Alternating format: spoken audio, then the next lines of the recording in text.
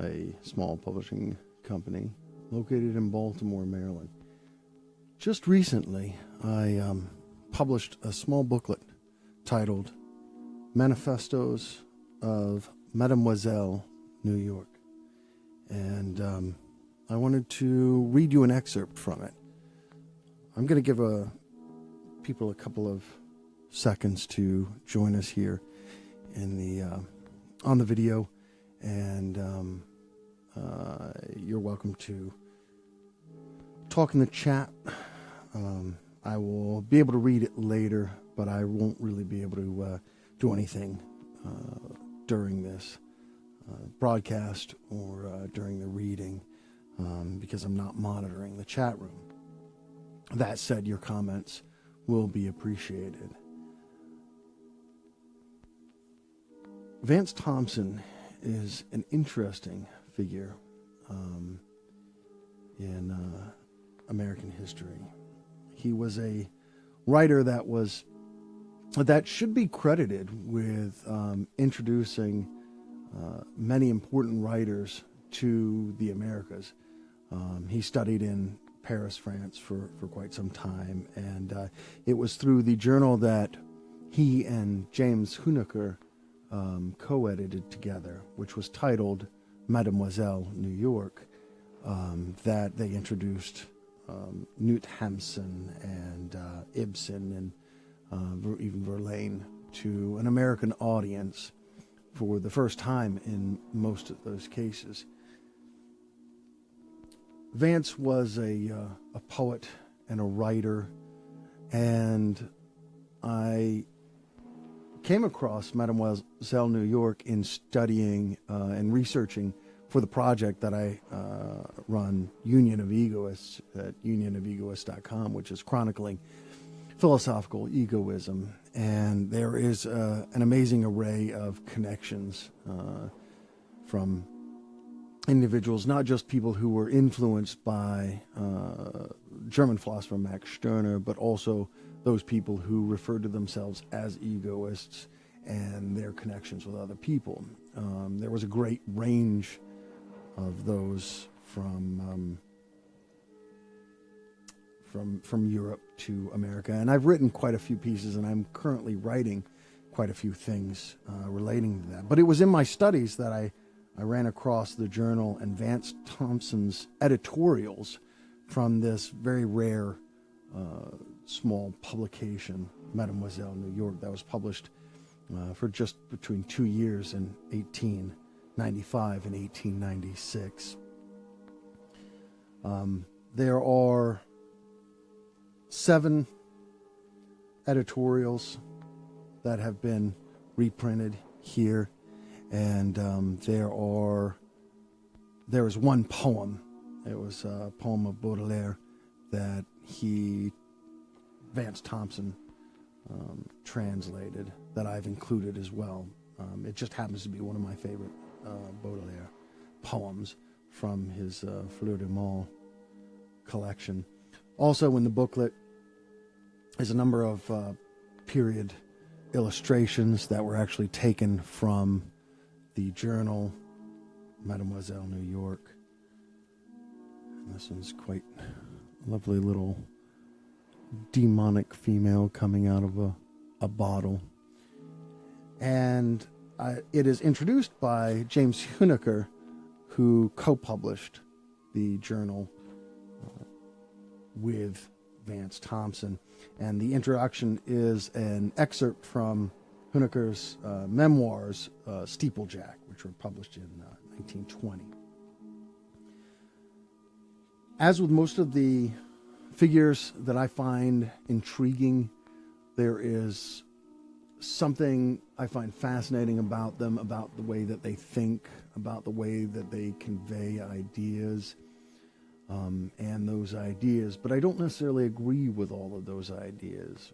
I would quite honestly be a little disturbed if I did agree with all of those ideas. That said, Vance Thompson has said a number of things that I agree with and some things that I disagree with, but I think that the way that he conveys those ideas, whether I agree or disagree, is is of merit and is of something interesting, especially given time and place that he wrote it, and given our time and place now. All of the essays in here were originally given some generic title of foreword or leader, and most of them have been renamed with just a number that they appear, except for one, and that is an editorial that was titled The Doomed Republic. And that is what I'm going to read for you today. The Doomed Republic by Vance Thompson, as published in Manifestos of Mademoiselle, New York, published by Underworld Amusements in 2017 and a numbered edition of 66 copies. The essential instincts of humanity do not change much. Each generation invents a new nomenclature, and that is all. Certain racial habits of thought preponderate now and again, and give a vogue to certain terms. This age has laid an unusual stress on the word socialism. By way of contrast, it italicizes the phrase aristocracy, but they are both world old as envy and pride, as old as the instinct for justice and the desire for supremacy. They are as eternal as human inequality. Ever since men herded together, some among them have been stronger, more intelligent, happier than others. And always the dower of the more feeble has been that of admiration and envy, while to the strong, pride, contempt, and pity come naturally. The strong majority always rules, always the feeble majority submits. The myth of Cain and Abel is the antique symbol of aristocracy and socialism. We of this generation and of this republic have new terms of definition. That is all. The old world is the same. The same instincts stir under the human skin. Across the two classes, the same average is struck. The socialist is the ally of Abel. He has joined the forlorn hope of the weak against the strong. He takes his place among the oppressed who cry out on the oppressor, among the powerless who waste themselves in hate against the powerful. And the aristocrat? If he be no more than an aristocrat of wealth, he cannot escape his world-old duty. He is destined by his very aristocracy to defend and pity and despise the feeble, to oppress and triumph by the sheer, proud weight of his superiority. The founders of this republic, influenced by the fatuous optimism of Rousseau and the liberty lovers of the end of the last century, believed that they had found the solution of the old antagonism.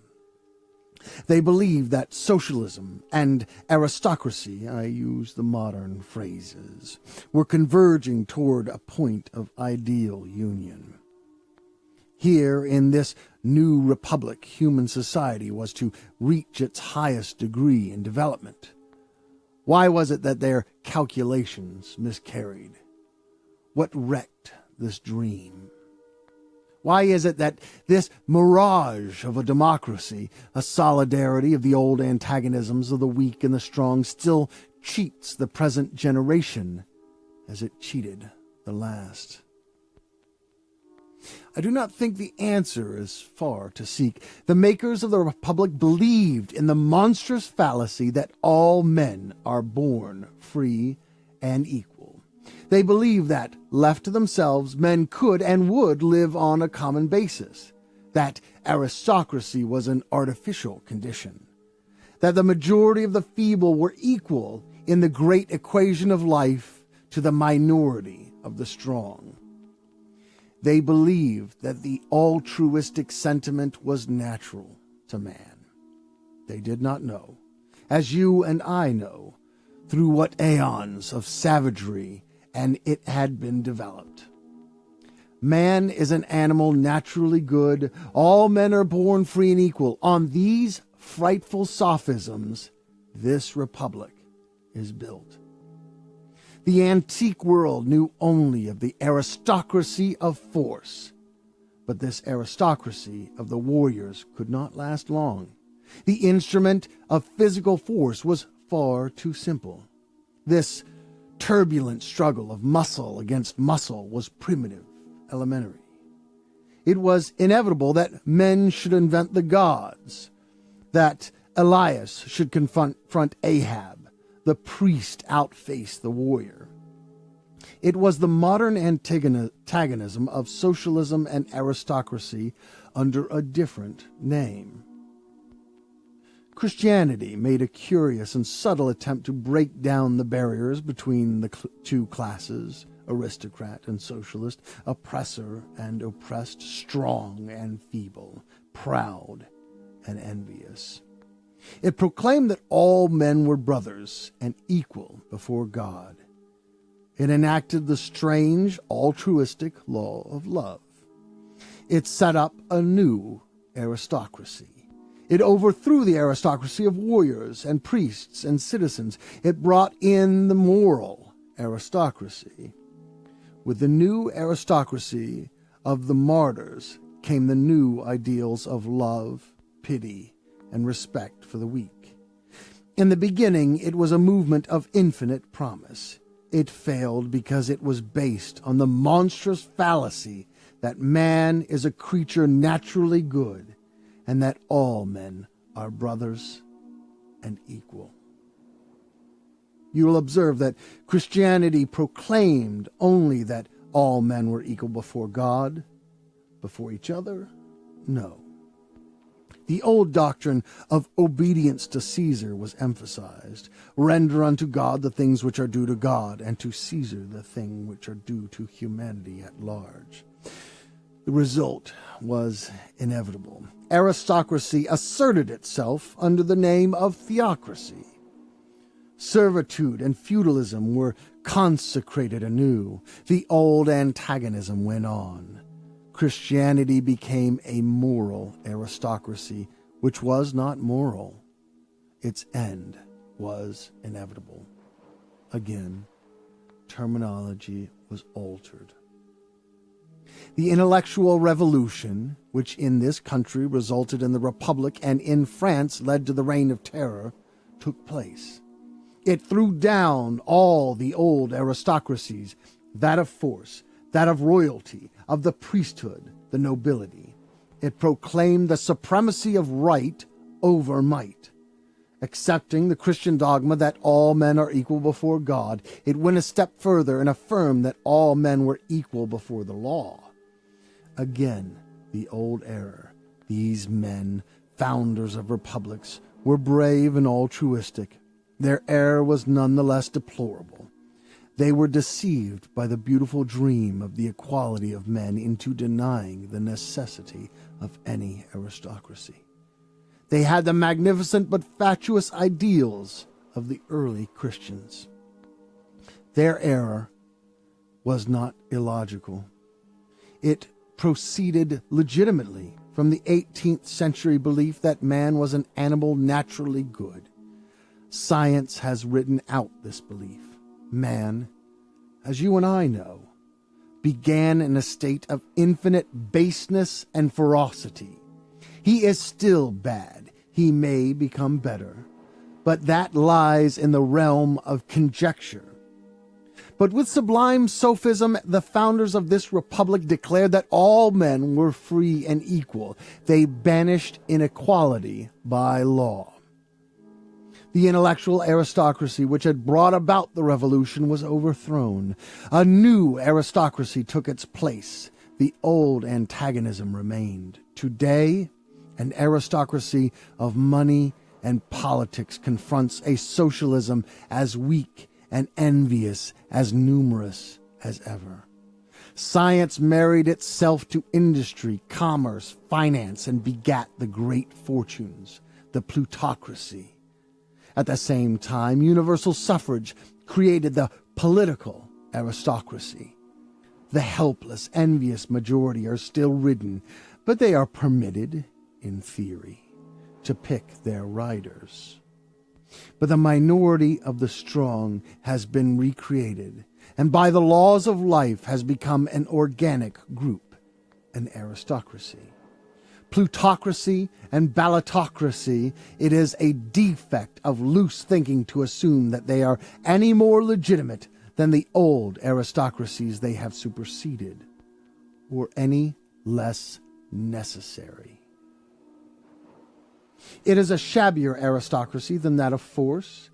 It is infinitely better adapted to modern conditions. The old aristocracy struggles against it in vain. It begs for alliances. The prince weds the oil king's daughter, but the old regime is doomed.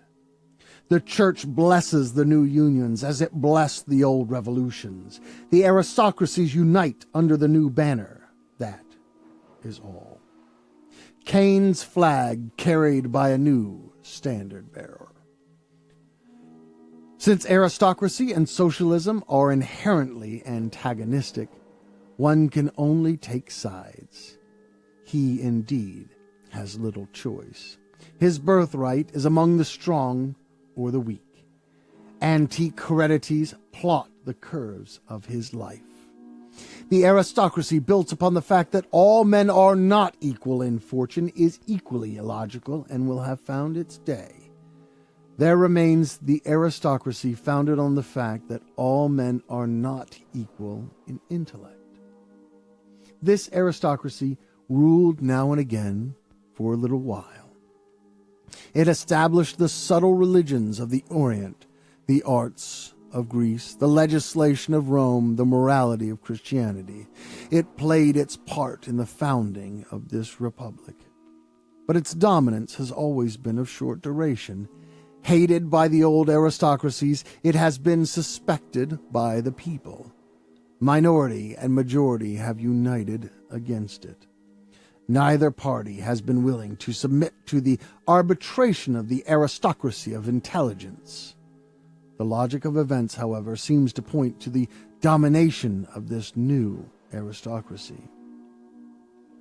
At present, there are an armed plutocracy and an industrious and envious democracy. They are the results of the monstrosity of universal suffrage, but they are merely a replica of the older organizations of society. The signs of the times indicate that the intellectual hierarchy will again come into power, as formerly it may be for a little time only. However, one may look forward with a measure of hopefulness, for its short reigns have always been beneficent. And that was The Doomed Republic. Thank you for joining me on this reading for July. You have a good day.